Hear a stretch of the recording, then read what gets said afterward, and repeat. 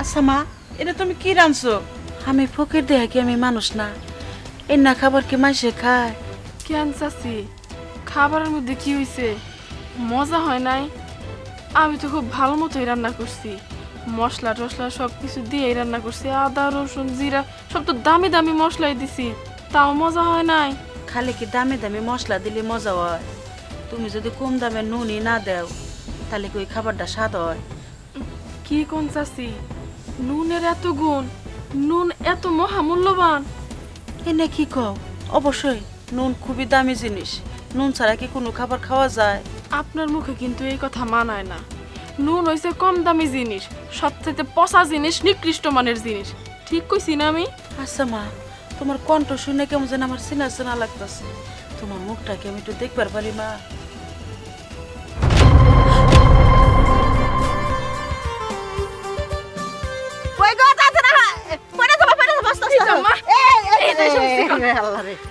শোনো বৌমা, তোমরা তিনজনে তো আমার খুব ভালোবাসো, কিন্তু কেনা কতটুকু ভালোবাসো আমার মনের মধ্যে একটা খুঁতখুঁতি কাইতেছে।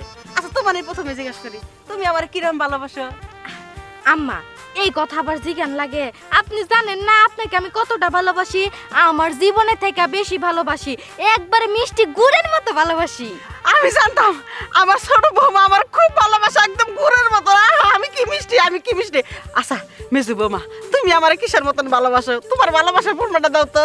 আম্মা, এই কথা আবার আমার জিজ্ঞাসা করার লাগে? আপনি জানেন না আমার পুরা পৃথিবী একদিকে, আপনি একদিকে।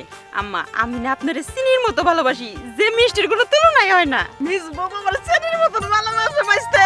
আচ্ছা যাই হোক, বড় বৌমা ওরা তো কইলো যে একজন গুড়ের মতন ভালোবাসে, চেনির মতন। তুমি আমার কিসের মতো ভালোবাসো?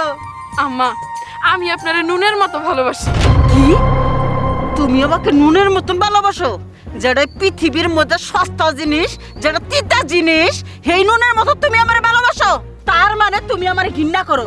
আমার বাড়িতে থাকে আমার তা খাই, আমার তো পরে আমার ঘৃণা করো? তুমি এত বড় অপমান করলা? আম্মা, চুপ! আমি এখন আমার দুই বাবুর নামে এই জমির আমি লেখা দিব। তোমার কিচ্ছু দেব না, আর এই বাইকটাও তোমার রাখবো না। আমার পোলাক দিয়ে তোমার তালাক দেবো। বের থেকে বেরো, যাও আমার জমি থেকে বেরো, যাও কইতেছি, যা।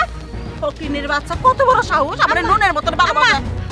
না আম্মা, সেই দিন আমি আপনারে নুনের মতো ভালোবাসি বলে এটাই বুঝাইতে চাইছিলাম যে আমি আপনার অনেক ভালোবাসি, কিন্তু না, আপনি সেদিন আমার কথা বুঝেন নাই।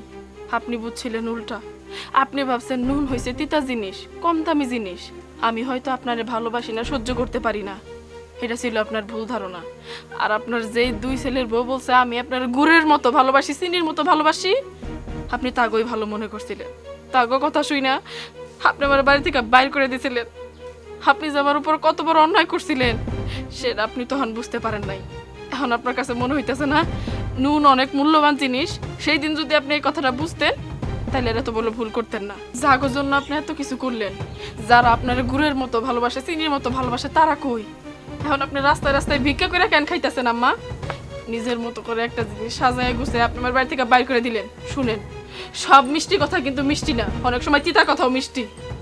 যাই হোক, আপনার প্রতি আমার যথেষ্ট সম্মান আছে, ভালোবাসা আছে, আমি আপনার কষ্ট দিতে চাই না।